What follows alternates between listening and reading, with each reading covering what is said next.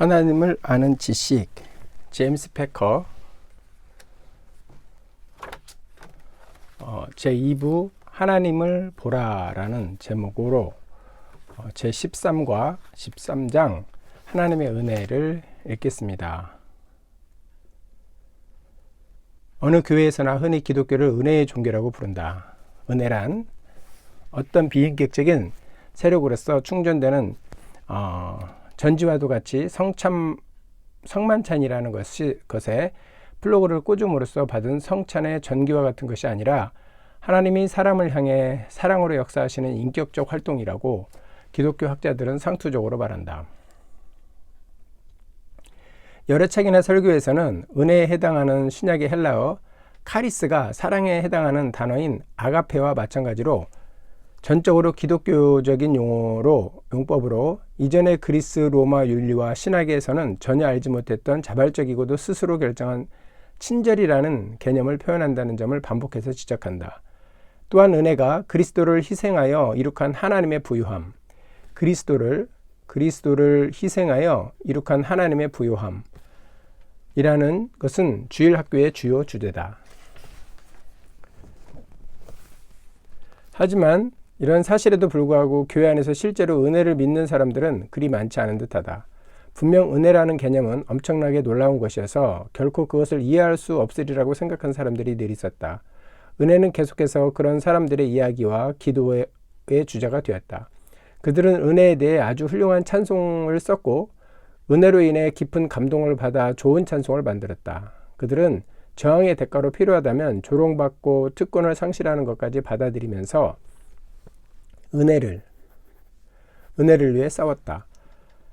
바울이 유대주의자들과 싸우는 것처럼 아고스티누스 펠라기우스 주의자들과 싸웠으며 개혁주의자들은 스콜라주의자들과 싸웠고 바울과 아고스티누스 그리고 개혁주의자들의 영적 후예들은 그 이래로 계속해서 로마와 혹은 펠라기우스화된 교리들과 싸웠다. 바울과 같이 그들의 간증은 내가 나된 것은 하나님의 은혜로 된 것이다.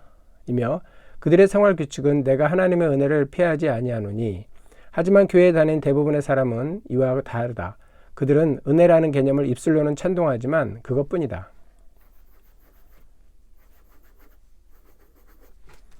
은혜에 대한 그들의 개념은 변조되었다기보다는 아예 존재하지 않는다. 은혜에 대한 생각은 그들에게 아무런 의미도 없으며 그들의 체험에 전혀 영향을 끼치지 못한다. 그런 사람들에게 교회의 난방 문제나 지난해 회개 보고서에 대해 이야기를 해보라. 그러면 그들은 당신이 하는 말을 금방 알아들을 것이다. 하지만 그들에게 은혜라는 단어가 가리키는 상실의 실상에 대해 이야기를 해보라. 그러면 그들은 경의를 표하기는 하나 멍한 태도로 볼 것이다. 그들은 당신이 허튼 말을 한다고 비난하지는 않는다. 당신의 말이 의미 있음을 의심하지는 않는다. 하지만 당신이 말하는 바가 무엇이건 간에 그것은 그들이 미치지 못하는 곳에 있다고 생각하며 그것 없이 살아온 지가 오래되었을수록 이제 그들의 삶의 단계에서는 정말로 그것이 필요하지 않다고 더욱 확신한다. 소주제 은혜를 깨닫지 못함. 은혜를 믿는다고 고백하는 수많은 사람이 정말로 은혜를 믿지 못하도록 방해하는 것은 무엇인가? 왜 은혜라는 주제는 그것에 대해 상당히 많은 말을 하는 사람들에게조차도 그처럼 별 의미가 없는 것인가? 문제의 근원은 사람과 하나님의 기본 관계에 대한 그릇된 생각, 단지 머릿속이 아니라 마음에 있는 항상 당연하게 생각하기 때문에 전혀 문제 삼은 적이 없는 좀 더 깊은 차원에 근거한 잘못된 생각. 문제의 근원은 사람과 하나님의 관계에 대한 그릇된 생각인 듯 보인다. 그릇된 생각인 듯 보인다. 하나님의 기본 개념에 대한 그릇된 생각. 은혜의 교리가 전제로 하는 이 영역에는 중요한 진리가 4가지가 있는데 그것들을 마음속에 인정하고 느끼지 않는다면 은혜의 교리가 전제로 하는 이 영역에는 중요한 진리 4가지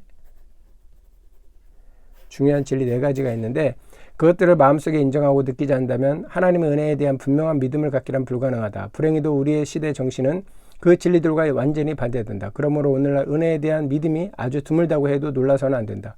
그 4가지 진리는 다음과 같다. 1. 도덕적 악덕. 인간의 도덕적 악덕. 현대인들은 최근 들어 그들이 이룬 가공할 만한 과학적 진보를 의식한 나머지 자신을 과신하는 경향이 있다. 그들은 어떤 경우이든지 물질적 부를 도덕적 성품보다 중요한 것으로 간주하며 도덕적 영역에서는 자신에게 아주 친절해서 약간의 미덕이 커다란 악덕을 보상하는 것으로 여기며 도덕적인 면에서 자신이 상당히 잘못되었다는 점을 심각하게 생각하려 하지 않는다. 또 자신에게나 다른 사람에게 있는 나쁜 양심을 불건전한 심리학적 기형으로, 다시 말해 도덕적 실제로 나타내는 것이라고 보기보다는 질병과 정신 착란의 표시로 여겨 무시하는 경향이 있다. 현대인들은 모든 사소하고 가벼운 과오들, 음주, 도박, 무모한 운전, 성적 방종, 악이 있는 거짓말과 악이 없는 거짓말, 거래상의 사기 행위, 음란, 서적 탐독 등에서 불구하고 자신들이 내심으로 철저하게 선한 사람이라고 확신한다. 그러고 나서는 이교도들이 하듯이 또한 현대인들의 마음은 이기도적이다. 그것을 확실히 알기 바란다. 하나님을 자신의 모습을 확대한 그러한 분으로 상상하고는 하나님 역시 그들처럼 자기 모습에 만족하는 분이라고 추정한다. 자신은 하나님의 형상으로부터 타락한 피조물이며 하나님의 통치에 반역한 자로서 하나님 보시기에 죄 있는 부정하며 하나님의 정죄를 받기에 합당할 뿐이라는 생각은 그들의 머릿속에서 결코 떠오르지 않는다. 자신은 하나님의 형상으로부터 타락한 피조물이며 하나님의 통치에 반역한 자로서 하나님 보시기에 죄 있고 부정하며 하나님의 정죄를 받기에 합당할 뿐이라는 생각은 그들의 머릿속에 결코 떠오르지 않는다.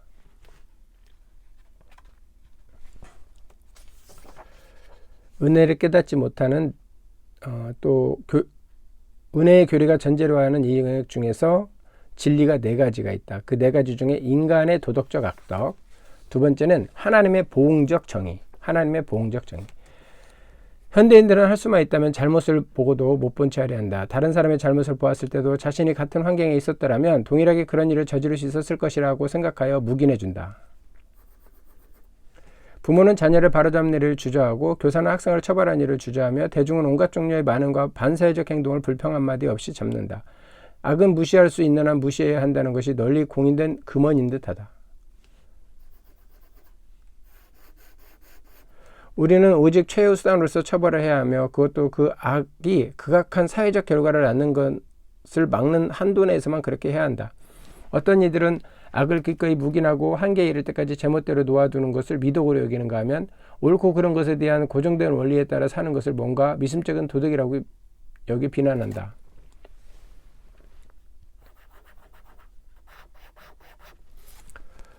우리는 이기도적인 사고방식으로 인해 하나님도 당연히 우리처럼 느끼실 거라고 생각한다. 응보가 하나님의 세계적 도덕법이며 하나님의 거룩하신 성품의 표현일지 모른다는 생각은 상당히 터무니없는 것처럼 보인다. 이런 생각을 지지하는 사람들은 그들 자신의 분노와 복수심이라는 병리적 충동을 하나님께 투사한다는 비난을 듣게 된다. 하지만 성경은 처음부터 끝까지 선하신 하나님이 만드신 이 세상은 도덕적 세상이고 세상으로 그 안에서 응보는 숨쉬는 것만큼이나 기본적인 사실이라는 주장이다. 하나님은 온 세상의 심판자이시며 무죄한 자를, 만일 그런 자들이 있다면 심판자이시며 무죄한 자들은 옳다고 입증하시지만 행악자들은 벌주심으로 의를 행하실 것이다. 보라, 하나님이 죄를 벌하시지 않는다면 이는 그분의 본분에 어긋나는 것이다.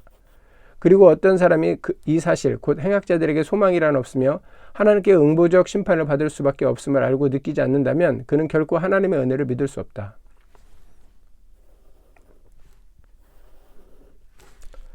세 번째, 인간의 영적 무력함. 데일 카네기의 친구들을 얻고 사람들에게 영향을 끼치는 법. 데일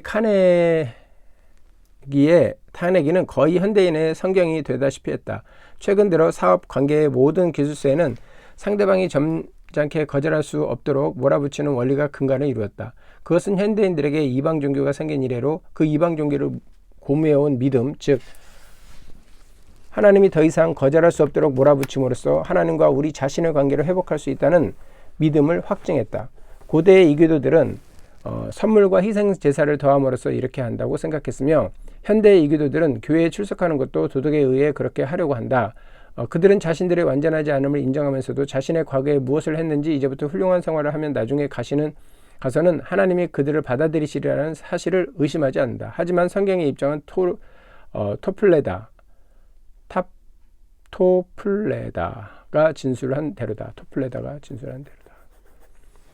내가 공을 세우나 은혜 갚지 못하네. 쉼 없이 힘쓰고 눈물을 근심하느나 구속 못할 죄인들.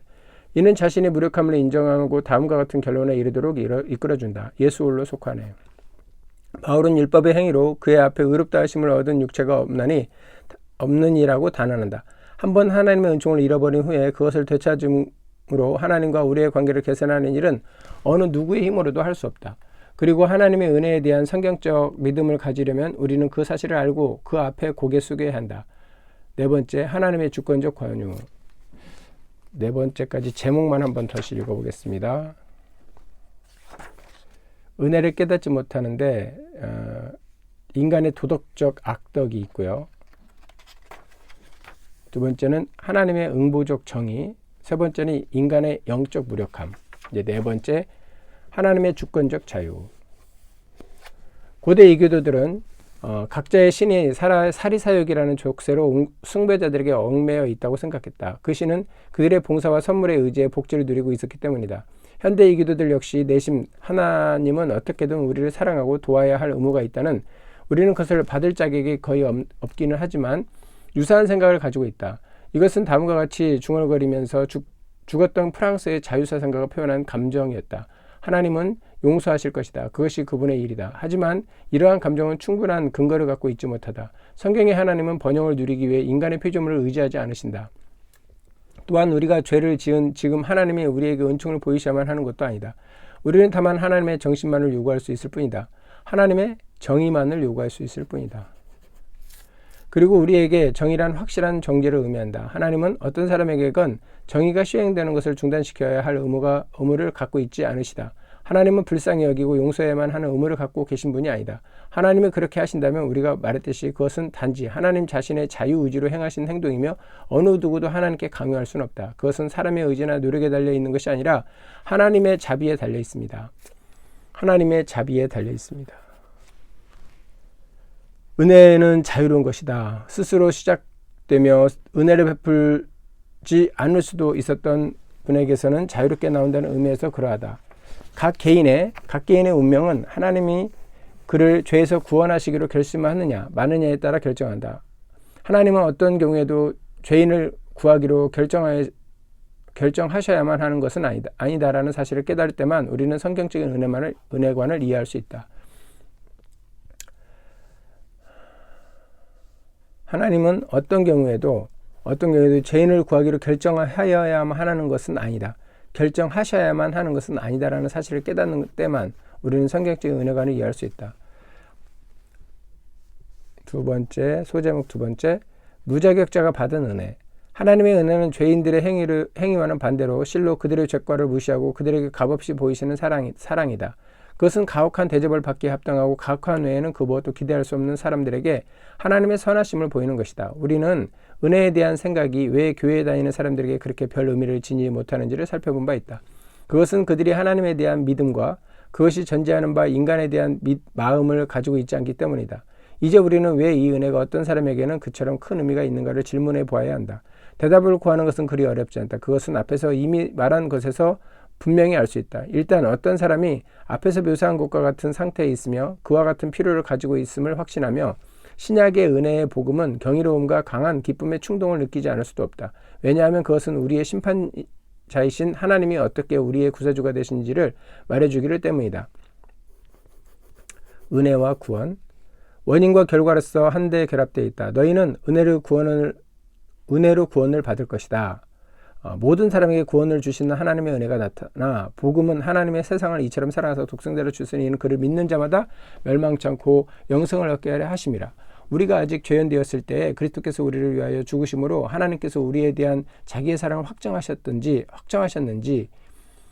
대해 예언서에 따라 어떻게 샘이 열려 죄와 더러운 것들을 씻었는지에 대해, 그리고 살아계신 그리스도께서 지금 복음을 듣는 모든 사람에게 다 내게로 오라 내가 너희를 쉬게 하리라 고 외치신 것에 대해 선포한다.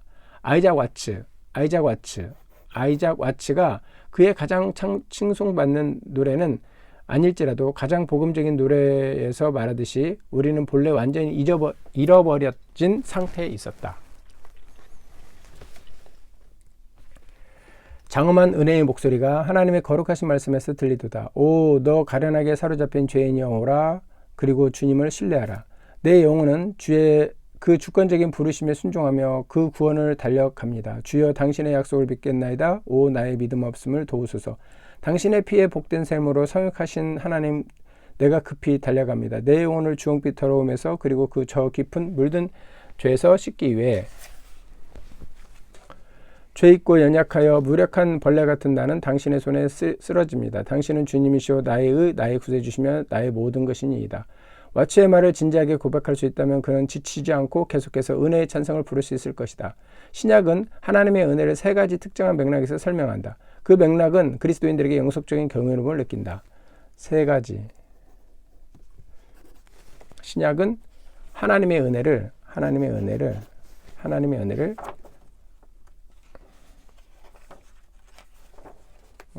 무자격자가 받는 은혜에 대해서 이야기하시고 계시면서 신약에서는 하나님의 은혜를 세 가지로 말씀하는데, 첫째, 죄사함의 근원으로서의 은혜,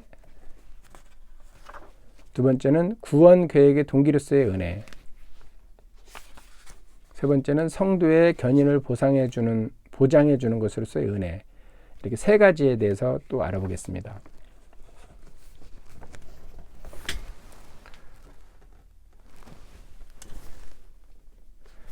죄사함의 근원으로서의 은혜. 복음은 죄 용서와 그에 따르는 우리 인격적 용납, 곧 정의를 중심으로 한다. 칭의는 유죄 판결을 받고 무시무시한 선고를 기다리는 죄수의 상태에서 엄청난 유업을 기다리는 상속자의 상태로 극적으로 변환되는 것이다.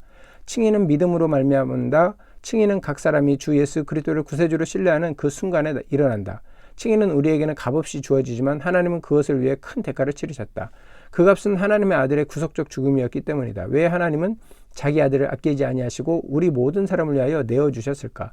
하나님의 은혜 때문이다. 속죄를 가능하게 한 것은 구원하시고자 하는 하나님의 자유로운 결정이었다. 바울은 이를 분명히 말한다. 그는 우리가 그리스도 예수 안에서 있는 구속으로 말미암아 하나님의 은혜로 하나님의 자비로운 결정의 결과로서 값없이 아무것도 지불할 것 없이 의롭다 하심을 얻은 자가 되었느니라. 이 예수를 하나님이 그의 피로서 그 믿음으로 말미암는 화목제물이라고 말한다. 화목제물은 죄를 속함으로써 신적 진노를 받는 분. 다시 한번 바울은 우리가 그리스도 안에서 그의 은혜의 풍성함에 따라 그의 피로 말미암아 속량 곧 죄사함을 받았다고 말한다. 은혜 이전의 상황과 세상에서 은혜가 나타난 이후 지금 상황을 비교하면서 이 모든 것을 묵상하는 그리스도인들이 반응은 프린스턴 신학교의 학장이었던 사무엘 데이비스의 글에 다음과 같이 표현되어 있다. 위대하신 경의의 하나님이시여, 당신의 모든 길은 신적 속성들을 드러냅니다. 죄를 용서하시는 은혜의 무수한 행위는 당신의 다른 경이로움을 초월하여 빛납니다. 당신과 같은 용서의 하나님, 그 누구십니까? 그처럼 풍요롭고 값없는 은혜를 지닌 분 누구십니까? 놀라 어찌할 바를 모르며 떨리는 기쁨으로 우리는 우리 하나님의 용서를 받아들입니다. 가장 깊은 물든 범죄에 대한 용서, 예수님의 피로 사시는 용서를 받아들입니다. 당신과 같은 용서의 하나님, 그 누구시겠습니까? 그처럼 풍요롭고 값없는 은혜를 지닌 분 누구시겠습니까? 오 기이하고 비길 데 없는 은혜, 그 존엄한 사랑의 기적이 감사와 찬양과 함께 넓은 이 땅을 채우소서. 지금 천상의 합창으로 올리듯이 누가 당신과 같은 용서의 하나님이시겠습니까? 그처럼 풍요롭고 값없는 은혜를 지닌 분 누구시겠습니까? 두 번째, 신약은 하나님의 은혜를 세 가지로 말을 하는데, 첫 번째는 죄사함의 근원으로서의 은혜, 두 번째는 구원 계획의 동기로서의 은혜. 죄사함은 복음의 핵심이다. 하지만 그것이 은혜의 교리 전체는 아니다. 왜냐하면 신약은 하나님이 주시는 죄사함의 선물을 창세전에 택하심으로써 시작과 교회가 영광 가운데 온전해질 때에야 완성될 구원 계획이라는 맥락 안에 놓여있기 때문이다. 바울은 여러 곳에서 이 계획을 간략하게 언급하다. 예를 들어서 로마서 8장 29절로 30절, 데살로니가 후서 2장 12절 13절을 보라. 하지만 이 구원 계획에 대한 바울의 가장 충분한 설명은 에베소서 1장 3절에서 2장 10절에 이르는 긴 단락, 이 부분은 작은 단락으로 세분되어 있음에도 불구하고 사고의 흐름상 본질적으로 한 단락으로 이룬다. 에 나와 있다. 종종 그렇듯이 바울은 먼저 요약 진술을 하고 그 단락이 나머지 부분에서 그것을 분석하고 설명한다. 그 내용은 하나님께서 그리스도 안에서 하늘, 영적 실제적인 영역에 속한 모든 신령한 복을 우리에게 주시되이다. 이에 대한 분석은 그리스도 안에서의 영원한 선택과 예정으로 시작해서 그리스도 안에 있는 구속과 죄사함으로 진행되며 그리스도 안에 있는 영화와 소망과 우리를 영원히 하나님의 소유로 인치시는 그리스도 안에 있는 성령의 선물로까지 이어진다. 거기서 바울은 하나님이 그리스도 안에서 죄인들을 중생케 하시는 능력의 행위를 주의를 집중시켰는데 이로 인해 그들이 믿음을 갖게 되는 것이다. 이 모든 항목을 위대한 구원의 목적을 위한 요소들로 묘사한다. 그는 은혜가 그 동기를 부여하는 힘이라는 것과 그의 은혜의 풍성함이 그것을 시행하는 과정 처음부터 끝까지 나타나신다는 것, 그리고 그것의 궁극적 목표는 은혜를 찬송하는 것임을 말한다. 그러므로 신자들은 우리의 회심이 우연한 일이 아니다. 구원이라는 값없는 선물로 우리를 축복하시기 위한 영원한 계획 속에 자리한 하나님의 행동이셨음을 알고 기뻐할 수 있다. 하나님은 자신의 계획을 완성하겠다고 약속하시는 결심하신다. 그리고 그것은 주권적 기능에 의해 시행되기 때문에 어떤 것도 그것을 방해할 수 없다. 아이작 와츠가 너무나 놀랍고 정확한 말로 다음과 같이 부르짖는 것은 무리가 아니다. 한없이 크신 능력을 나 찬송합니다. 참되고 기쁜 그 언약 나 찬송합니다. 영원한 노스에 새겨진 그 굳센 약속은 빛나니 어둠의 건세까지도 그 힘을 이리라.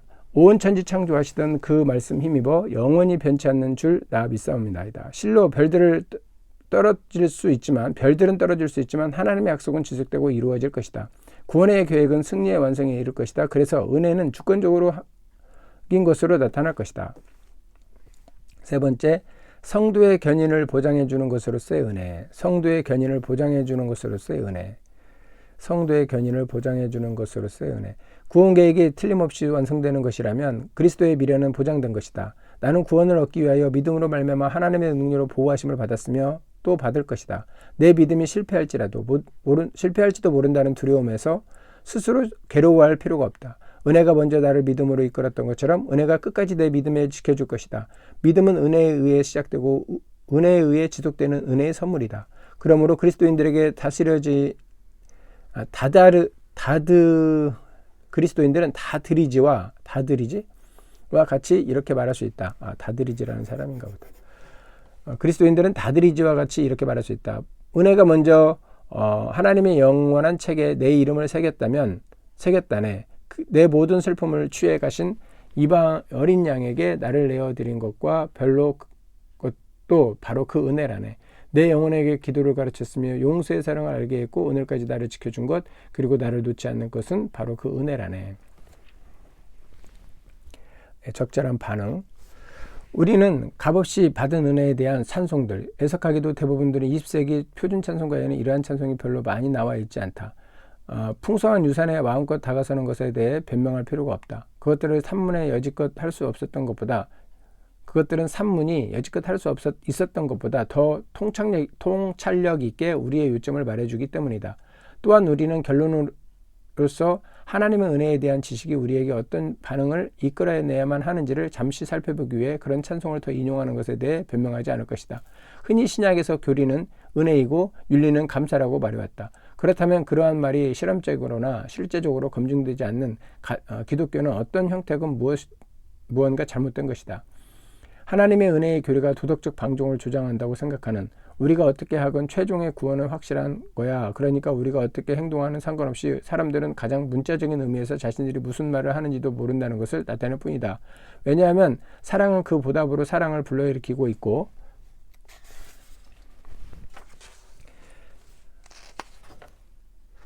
일단 사랑이 생기면 그 사랑은 기쁨을 주기를 원하기 때문이다. 그리고 계시된 하나님의 뜻은 은혜를 받는 사람은 이후로는 선한 일에 몰두해야 함을 가르쳐준다. 참으로 은혜를 받은 사람이라면 누구나 감사에 넘쳐 하나님의 요구하시는 대로 행하며 날마다 다음과 같이 부르짖을 것이다. 오, 얼마나 많은 은혜에 빚진 자이신지. 날마다 쌓는 그 은혜가 이제 족쇄와도 같이 나의 방황하는 마음을 당신께로 묶어두기를 원합니다. 주여, 나는 방황하기 쉬우며 사랑하는 하나님을 떠나기 쉽습니다. 내 마음을 받으소서. 오, 내 마음을 받으사 인치소서. 위에 있는 당신께 충성하도록 인치소서. 당신은 자신의 삶에서 하나님의 사랑과 은혜를 안다고 주장하는가? 그렇다면 이와 같이 기도하고 행함으로써 당신의 주장을 입증하라. 당신은 자신의 삶에서 하나님의 사랑과 은혜를 안다고 주장하는가? 당신은, 성수는 자신의 삶에서 하나님의 사랑과 은혜를 안다고 주장하는가? 그렇다면 이와 같이 기도하고 행함으로써 성수의 주장을 입증하라. 네, 이렇게 해서 13장 마쳤습니다. 감사합니다.